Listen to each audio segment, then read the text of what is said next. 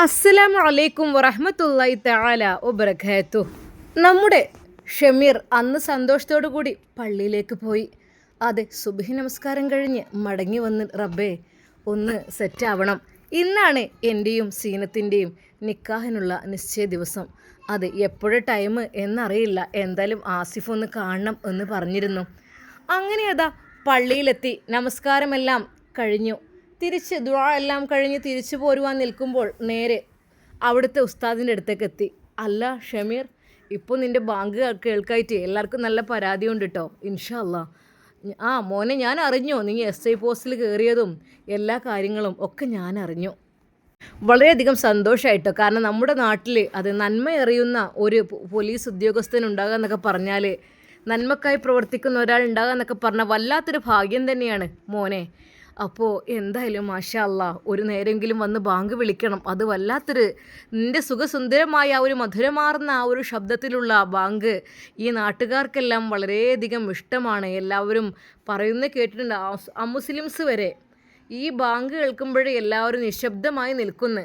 കാരണം അവരുടെ ഒരു ഉത്തമ ഒരു ടൈമിങ്, എന്തൊരു കാര്യത്തിലുള്ള ടൈം അവർ കണക്കാക്കുന്നത് ബാങ്ക് കൊടുത്തു. അല്ലാ, ബാങ്ക് കൊടുത്തു. അതും പ്രത്യേകിച്ച് ഷമീർ, നീ ബാങ്ക് കൊടുക്കുമ്പോഴേ ഒരുപാട് ആളുകൾ ഇതിങ്ങനെ ചെവി ഓർത്ത് നിൽക്കുന്നുണ്ട്. ആ ബാങ്കിൻ്റെ മധുരനാദം ചെവിയിലേക്ക് ഇങ്ങനെ അലയടിച്ച് വരുമ്പോഴേ മറ്റു ജോലികളും മറ്റു പണികളും എല്ലാം അവിടെ മാറ്റിവെച്ച് അതിലേക്ക് ശ്രദ്ധിക്കുന്ന ഒരുപാട് ആളുകളുണ്ട് ഷമീർ ഈ നാട്ടിൽ. അപ്പോൾ നീ വരണം, ബാങ്ക് വിളിക്കണം. എന്നാൽ ഉസ്താദിനോട് ഇൻഷാ അല്ലാ ഞാൻ തീർച്ചയായും വന്നിരിക്കും. അതെ, നാളെ സുബഹ് മുതൽ ഞാൻ വന്നിരിക്കും ഉസ്താദെ. അതുവരെയും നിങ്ങൾ മോനെ ഞാൻ വിളിക്കാഞ്ഞിട്ടല്ല, എൻ്റെ ബാങ്കിനേക്കാൾ ഒന്നുകൂടി ഡിമാൻഡുള്ളത് നിൻ്റെ ബാങ്കിനാണ്. അതെ, ബിലാലിൻ്റെ മധുരമായ ബാങ്കുലി കേൾക്കുമ്പോൾ മദീനയിലെ മണലാരണ്യങ്ങൾ വരെ അത് ചെവിയോർക്കും കാതോർക്കും എന്നൊക്കെ നമ്മൾ കേട്ടതല്ലേ. മാഷാ അല്ലാ. എന്തൊക്കെ തന്നെയായാലും നാളെ മുതൽ വരണം കേട്ടോ, തീർച്ചയായും. അങ്ങനെ അതാ ഉസ്താദിനോടൊന്ന് സംസാരിച്ച് തിരിഞ്ഞു നോക്കിയപ്പോൾ തൻ്റെ പിറകിൽ ഒരാൾ കൈവെക്കുന്നു. തൻ്റെ തോളിൽ പതുക്കെ കൈവച്ച ആ മനുഷ്യനെ തിരിഞ്ഞു നോക്കി. അല്ല, ആസിഫ് സാറോ? ആസിഫ് സാർ, നിങ്ങൾ? അതെ, ഞാൻ ഈ പ്രാവശ്യം ഈ പള്ളിയിലേക്ക് ഇങ്ങോട്ട് വന്നു. സത്യമായിട്ടും എനിക്കിവിടെ വരേണ്ട ആവശ്യമുണ്ടായിരുന്നു. കാണണമെന്ന് പറഞ്ഞിരുന്നല്ലോ. അപ്പോൾ ആസിഫ് സാർ, സാറൊന്നും വിളിക്കല്ലേ. ഞാൻ നിന്നെയാണിപ്പോൾ സാറെന്ന് വിളിക്കേണ്ടത്. ഏയ് വേണ്ട, ഒരിക്കലും വേണ്ട. എനിക്ക് ഈ ഒരു അധികാര പദവിയിലേക്ക് എന്നെ എത്തിച്ചത് ഒരിക്കലും ആഗ്രഹം ഉണ്ടായിട്ടല്ല. പക്ഷേ നിങ്ങളുടെ നിർബന്ധത്തിന് ഞാൻ ഈ ഒരു ഫീൽഡിലേക്ക് വീണ്ടും തിരിഞ്ഞത് നിങ്ങളുടെ ഇഷ്ടം, അത് നിർബന്ധം കൊണ്ട് മാത്രമാണ്. അതിനെന്താ മോനെ, നമ്മൾ ഈ നാട്ടിലേക്ക് നന്മയുള്ള പ്രവർത്തനങ്ങളെല്ലാം കാഴ്ചവെക്കണം. പോലീസ് എന്ന് പറയുമ്പോൾ പലർക്കും പേടിയാണ്, ഭയമാണ്. അവർക്ക് തോന്നും ഇത് പോലീസാണല്ലോ, വരുന്നുണ്ട്, നമ്മളെ പിടിക്കും, അങ്ങനെ ആക്കും. അങ്ങനെയല്ല. എല്ലാവരുടെയും സൗഹൃദത്തിലൂടെ എല്ലാവരുടെയും തെറ്റുകളെല്ലാം പറഞ്ഞ് മനസ്സിലാക്കി അവർക്ക് നല്ല രീതിയിലുള്ള മോട്ടിവേഷനുകൾ നൽകി സമൂഹത്തിൽ നല്ല ജീവിതം, നല്ല അവസ്ഥ സൃഷ്ടിക്കുക എന്നുള്ളതാണ് ഓരോ പോലീസിൻ്റെയും. പക്ഷേ നീ അത് ചെയ്തു കഴിഞ്ഞു. അതുകൊണ്ട് തന്നെ എല്ലാവർക്കും നിന്നെ ബഹുമാനവുമാണ്. എൻ്റെ ഷമീർ, ഇനി ഒരിക്കലും എന്നെ ആസിഫ് സാറൊന്നും വിളിക്കരുത്. ഇല്ല, നീ എൻ്റെ കൂട്ടുകാരനെ പോലെ, ഒരു കൂടപ്പിറപ്പിനെ പോലെ കണ്ടാൽ മതി. എന്നാൽ അത് കേട്ടപ്പോൾ ഷമീറിൻ്റെ കണ്ണുകൾ നിറഞ്ഞു. ഷമീർ, എനിക്കല്പം പറയാനുണ്ട്. അവർ പള്ളിയിൽ നിന്ന് ഇറങ്ങി ആ പള്ളിത്തൊടുവിൻ്റെ ഒരു ഭാഗത്തായിട്ട് അവർ നിന്നു. ഷമീർ ഒരു നിമിഷം നോക്കി. എൻ്റെ പിതാവുണ്ട് ഈ പള്ളിയിൽ. ഞാൻ എൻ്റെ പിതാവിനെ ഓർക്കും. പിതാവിൻ്റെ അരികിൽ പോയി സങ്കടങ്ങളെല്ലാം പറയും, വീട്ടിലത്തെ കാര്യങ്ങളെല്ലാം പടച്ച റബ്ബിൽ അങ്ങ് ഏൽപ്പിക്കും. ഉപ്പയുടെ കാര്യങ്ങൾ അങ്ങനെയാണ്. എൻ്റെ ഉപ്പ ഇവിടെ ഉണ്ടാകുമ്പോൾ ഒരു സമാധാനമാണ്. എനിക്കും നാളെ പോയി കിടക്കാനുള്ള സ്ഥലമാണല്ലോ എന്ന് തോന്നുമ്പോഴേ മനസ്സിൻ്റെ ഉള്ളിൽ പേടിയൊന്നും തോന്നില്ല, വല്ലാത്തൊരു ആവേശമാണ് എനിക്ക് തോന്നാറുള്ളത്. ഷമീർ, ആയിട്ടില്ല മോനെ, കുറച്ച് കാര്യങ്ങൾ ചെയ്തു തീർക്കാണ്ടല്ലോ. അല്ല, ഏത് നിമിഷവും നമുക്ക് മരണം നമ്മുടെ കൂടപ്പിറപ്പ് പോലെ ഉണ്ടാവും എന്നാണല്ലോ. അതെ, അതും ശരിയാണ്. വരൂ, നമുക്ക് ഇതിലൂടെ നടക്കാം. അങ്ങനെ അതാ അവർ പള്ളിയുടെ ആ ഒരു ഭാഗത്തു കൂടെ പതുക്കെ നടക്കുന്നു. ഷമീർ, എനിക്ക് നിന്നെ ഒന്ന് കാണണമെന്ന് പറഞ്ഞതിൻ്റെ കാര്യം മറ്റൊന്നുമല്ല. എന്താ? പെട്ടെന്ന് ഞാൻ ഞങ്ങളുടെ ഡിപ്പാർട്ട്മെൻറ്റൊക്കെ കാര്യങ്ങൾ പറഞ്ഞ് സ്വീറ്റ്സൊക്കെ കൊടുത്തിരുന്നു. ആണല്ലേ, നല്ല കാര്യം. അല്ലെങ്കിൽ നല്ലൊരു കാര്യത്തിലേക്ക് തയ്യാറെടുക്കുമ്പോൾ അത് നല്ലതാണ്. പക്ഷേ എനിക്കൊരു പ്രധാനപ്പെട്ട വിഷയം പറയാനുണ്ട്. എന്താണ്? എന്താ ആസിഫ്, എന്താ പറയുന്നത്? അതെ, സീനത്തുമായുള്ള നിക്കാഹിനുള്ള ദിവസം ഇന്ന് ഫിക്സ് ചെയ്യുന്ന സമയമാണല്ലോ. ഈ ദിവസം നമുക്ക് ഫിക്സ് ചെയ്യാം, ഫിക്സ് ചെയ്തിട്ട് നമുക്ക് നിക്കാഹ് നടത്താം എന്നുള്ള രീതിയിലാണല്ലോ എനിക്ക് പറയാനുള്ളത്. ചെറിയൊരു കാര്യം കേൾക്കണം. എന്താ? ഷമീർ ഒരു നിമിഷം ആസിഫിൻ്റെ മുഖത്തേക്ക് തന്നെ നോക്കി നിന്നു. ഈ ഒരു നിക്കാഹിന് വേണ്ടിയിട്ട് സീനത്തിന് ഇപ്പോൾ താല്പര്യമില്ലത്രേ. എന്നാൽ അത് കേട്ട ഷമീർ ഞെട്ടിത്തെറിച്ചു. യാ അല്ലാ, അല്ലാ, ഷമീറിന് എന്ത് ചെയ്യണമെന്നായിപ്പോയി. അവൻ്റെ ഹൃദയം പൊട്ടുന്നത് പോലെ. ആസിഫ് സർ, എന്ത് ഞാനീ കേൾക്കുന്നത് സ്വപ്നമാണോ? അതെ, അവൻ തന്നെ ഒന്ന് നുള്ളി നോക്കി. അല്ല, ഇത് സ്വപ്നമല്ല, യാഥാർത്ഥ്യമാണ്. നീ റിലാക്സ്, കൂൾ ഡൗൺ. ഒരിക്കലും നീ പ്രഷർ കൂട്ടല്ലേ. റിലാക്സ്. വരൂ താഴോട്ട്. കണ്ണ് അടച്ചോളൂ. പതുക്കെ മൈൻഡ് സെറ്റാക്ക്. ആസിഫ് സാർ, ഞാനിതുവരെ കണ്ട സ്വപ്നങ്ങൾ അതൊന്നും തകർന്നിട്ടില്ല. സ്വപ്നങ്ങളൊന്നും തകർന്നിട്ടില്ല. തൽക്കാലം ഒന്നും ചിന്തിക്കണ്ട. അവളുടെ മൈൻഡ് ഇപ്പം അത്ര ശരിയല്ല എന്ന് പറയാൻ കാരണം മറ്റൊന്നുമല്ല, അവൾക്കൊരു കുഞ്ഞുണ്ട്. ആ കുഞ്ഞിന് പിതാവുമുണ്ട്. അതുകൊണ്ട് തന്നെ അവൾ പലതും ആഗ്രഹിക്കുന്നതാണ്. നമുക്കൊരു കുഞ്ഞുണ്ടായിക്കഴിഞ്ഞാൽ, അല്ലെങ്കിൽ നിൻ്റെ കാര്യം ചിന്തിക്കാം, അല്ലെങ്കിൽ എൻ്റേത് പറയാം. എനിക്ക് മക്കളുണ്ട്. എൻ്റെ കുട്ടിക്ക്, എൻ്റെ മോൾക്ക് ഏറ്റവും അവൾ ആഗ്രഹിക്കുന്നത് ആരായിരിക്കും? അവളുടെ ഉമ്മയെ, അവളുടെ ഉപ്പയെ അല്ലേ? ഈ ലോകത്തിൽ എന്തൊക്കെ തന്നെ കൊണ്ടുപോയി കൊടുത്താലും ആ കുഞ്ഞുങ്ങൾ ആഗ്രഹിക്കുന്നത് ഉമ്മയെയും ഉപ്പയെയും ആയിരിക്കും. ഉമ്മയും ഉപ്പയും ഒരുമിച്ച് ജീവിച്ചുള്ള ആ ഒരു സന്തോഷ നിമിഷങ്ങളിൽ അവർ കളിക്കുമ്പോൾ അതിന് വല്ലാത്തൊരു മൊഞ്ചാണ്. അതില്ലാത്ത കുഞ്ഞാകുമ്പോഴേ ആ കുട്ടിക്ക് എന്തൊക്കെ തന്നെയായാലും ആ ഒരു കുറവുണ്ടാവും. അത് ഞാൻ പറഞ്ഞതാണല്ലോ, എൻ്റെ സ്വന്തം മോനെ പോലെ നോക്കാമെന്ന്. അതൊക്കെ ശരിയായിരിക്കാം കുഞ്ഞിൻ്റെ കാര്യത്തിൽ. പക്ഷെ ആ ഉമ്മയുടെ മൈൻഡ് ഇപ്പോൾ മാറിയിരിക്കുന്നു. ഉമ്മക്ക് ഇപ്പോഴും ജീവിക്കാൻ താല്പര്യം ഷെഫി ഉസ്താദിൻ്റെ കൂടെയാണെന്നുള്ളത് അവൾ പറയുകയാണ്. ഒന്നും വിചാരിക്കരുത്, ഏത് നിമിഷവും മാറി മറിയാം. എന്നാൽ അതുവരേക്കും സ്വപ്നങ്ങൾ കൊണ്ട് ഒരുപാട് കൊട്ടാരം കെട്ടിയുണ്ടാക്കിയ അതെല്ലാം തകർന്ന് തരിപ്പണമായതുപോലെ നമ്മുടെ ഷമീർ എസ്ഐക്ക് തോന്നുകയാണ്. അവൻ ഒരു നിമിഷം സഫീറിൻ്റെ കൈ മുറുകെ പിടിച്ചു. കണ്ണിൽ നിന്നൊരു കണ്ണുനീർ പുറത്തേക്ക് പൊട്ടി വീണു. സർ, കരയണ്ട. അവളുടെ മൈൻഡ് സെറ്റ് ആവട്ടെ, റെഡി ആവട്ടെ. അതുവരെ കാത്തിരിക്കാൻ എൻ്റെ ഷമീറിന് തയ്യാറാണോ? അതല്ലെങ്കിൽ നമുക്ക് വേറെ എന്തെങ്കിലും. ഞാൻ കാത്തിരുന്നോളാം. അവൾക്ക് വേണ്ടി എത്ര കാത്തിരിക്കാനും ഞാൻ തയ്യാറാണ്. ഒരിക്കൽ പോലും ഞാനിതിൽ നിന്ന് പിന്മാറുന്നില്ല. എനിക്ക് അവളെ ഒത്തിരി ഇഷ്ടമാണ്. അതുകൊണ്ട് തന്നെ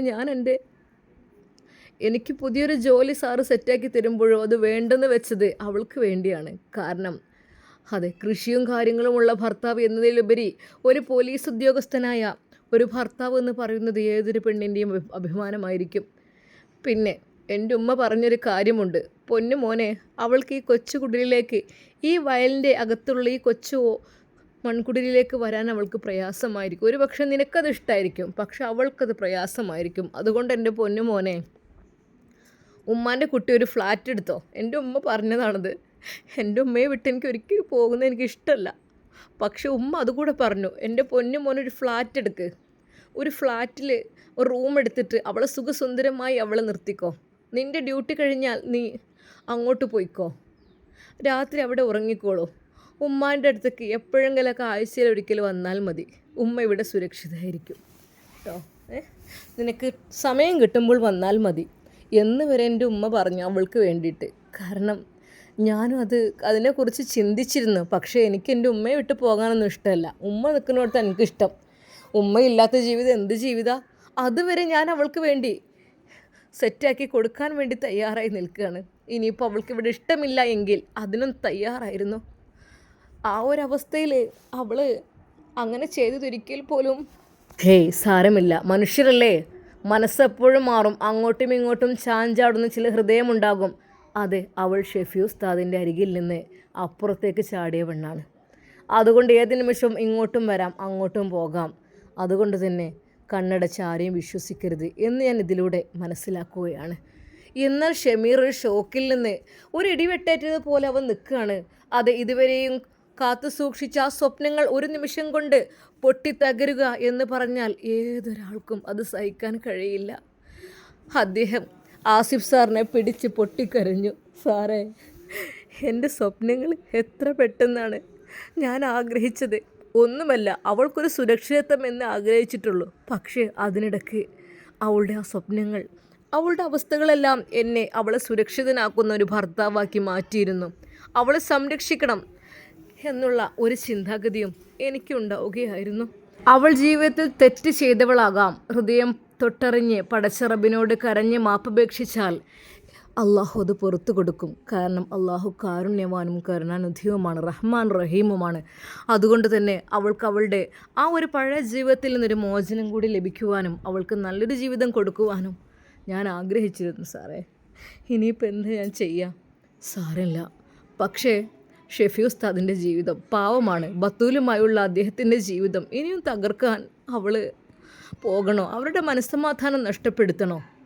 എന്നാൽ ആസിഫ് ഒന്നും മിണ്ടിയില്ല. നീ വീട്ടിലേക്ക് പോ, തൽക്കാലം ഈ ഒരു ഡിമാൻഡ് അങ്ങനെ നിൽക്കട്ടെ. കാരണം നിക്കാഹിനുള്ള നിശ്ചയം നടക്കുവാൻ ഇന്ന് സാധിച്ചില്ല. അതുപോലെ തന്നെ നിന്നാൽ മതി. അല്ലാതെ വിവാഹം മുടങ്ങിയെന്നോ അല്ലെങ്കിൽ അതിന് താല്പര്യമില്ലാവെന്നോ എന്നൊന്നും പറയണ്ട. നീ പടച്ച റബ്ബിനോട് ദുആ ചെയ്യ്. ഇൻഷാ അല്ലാ നമുക്ക് എന്തെങ്കിലുമൊക്കെ ഒരു വഴി അള്ളാഹ് ഇറക്കി തരും. അള്ളാഹ് ഉണ്ടല്ലോ. അതേ, നമ്മൾ ഈ പള്ളി മുറ്റത്ത് നിന്നാണ് പറയുന്നത്. പടച്ച റബ്ബുണ്ട്, എല്ലാം കേൾക്കുന്നവന്. പടച്ച റബ്ബുണ്ടായ മുത്തേ, നമ്മൾ എന്ത് സങ്കടവും പടച്ചോ നമുക്ക് തീർത്തരൂലേ.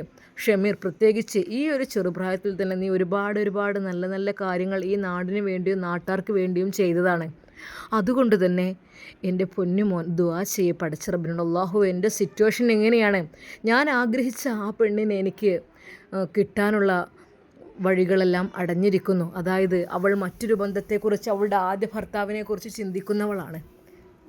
എൻ്റെ കൂടെ ജീവിക്കാൻ അവൾക്ക് താല്പര്യമില്ലെന്ന് പ്രകടിപ്പിക്കുകയാണ്. അതുകൊണ്ട് റഹ്മാനെ, ഞാൻ എന്ത് ചെയ്യണം? അല്ലാ, നീ എൻ്റെ മനസ്സിൽ തോന്നിപ്പിച്ചു തന്നാൽ ഞാൻ ആ കാര്യം അത് ഏറ്റെടുത്തോളാം. അല്ലാ, അതെ, അത് എന്തിനും ഒന്നും കൊണ്ട് വിഷമിക്കല്ല കേട്ടോ. വിഷമിക്കരുത്, വിഷമിക്കാൻ പാടില്ല. നമ്മൾ എല്ലാം പടച്ച റബ്ബിനോട് അർപ്പിക്കുക. നമുക്ക് മനസ്സിനുള്ളിൽ അല്ലെങ്കിലും നമ്മൾ എന്തൊരു കാര്യം ചെയ്യാൻ നിൽക്കുമ്പോഴും ആദ്യം നമ്മൾ ചോദിക്കേണ്ടത് എന്നാ അള്ളാഹിനോട്. അല്ലാ, ഞാൻ ഇന്ന സ്ഥലത്തേക്ക് ഇറങ്ങുകയാണ്. റഹ്മാനെ, ഞാൻ ഇങ്ങനൊരു സംഭവത്തിന് വേണ്ടി ഇറങ്ങുകയാണ്. അത് എന്തിനു കേട്ടോ. എന്ത് കാര്യത്തിന് വേണ്ടി ഇറങ്ങുമ്പോഴും നമ്മൾ പടച്ച റബ്ബിൽ ഏതൊരു കാര്യം, പടച്ചോനെ ഞാൻ ഇന്ന കാര്യത്തിന് ഇറങ്ങുന്നുണ്ട് റഹ്മാനെ, അത് നീ ഹയറാണെങ്കിൽ നടത്തി തരണം. അല്ലാ, ഷെറാണെങ്കിൽ നീ ഒഴിച്ചു വിടണം റഹ്മാനെ എന്ന് നമ്മൾ പടച്ച റബ്ബിനോട് പറഞ്ഞാൽ നമ്മൾ ഹയറാണെങ്കിൽ തീർച്ചയായും നടത്തി തരും. ഒരു പക്ഷേ ഞാൻ എന്നോട് ചോദിക്കുകയാണ്, സീനത്ത് നിൻ്റെ കൂടെ ജീവിക്കുന്നത് ഹയർ അല്ലെങ്കിലോ? നീ അള്ളാഹുവിനോട് ദുആ ചെയ്തിരുന്നില്ലേ? അതെ, ഞാൻ ചെയ്തിരുന്നു. ഇന്ന് തഹജ്ജുദിന് എഴുന്നേറ്റും ഞാൻ ദുആ ചെയ്തിരുന്നു. എല്ലാം പടച്ച റബ്ബിൽ ഞാൻ അർപ്പിച്ചിരുന്നു. ഒരു പക്ഷേ നിനക്കത് ഹയറല്ലായിരിക്കാം. വിഷമിക്കരുത്, ഏത് നിമിഷവും അള്ളാഹു വിധികളെയൊക്കെ മാറ്റിമറിക്കും.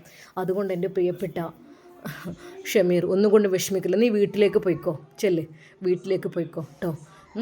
അങ്ങനെ അതാ വളരെയധികം സങ്കടത്തോടെ വിഷമത്തോടെ പള്ളിയിൽ നിന്ന് തൻ്റെ കൊച്ചുകുടിലേക്ക് അതാ ഷമീർ നടന്ന് നീങ്ങുകയാണ്. മനസ്സിനുള്ളിൽ വളരെയധികം ഭാരം, തലയിലാണെങ്കിൽ അതിലേറെ ഭാരം. എൻ്റെ ഉമ്മയോട് എന്ത് പറയും റബ്ബേ ഞാൻ? അങ്ങനെ അതാ അവൻ ആ വയലോരത്തോടു കൂടി നടന്നു പോകുന്നു. തൻ്റെ കൊച്ചുകുടിലതാ അവിടെ ദൂരെ നിന്ന് കാണുന്നു. തൻ്റെ ഉമ്മ അതാ അവിടെ കോലായിൽ നിൽക്കുന്നുണ്ടോ എന്നൊരു തോന്നൽ. അതെ, തന്നെ കാത്തിരിക്കുകയാണ്. ഉമ്മ, അസ്സലാമു അലൈക്കും.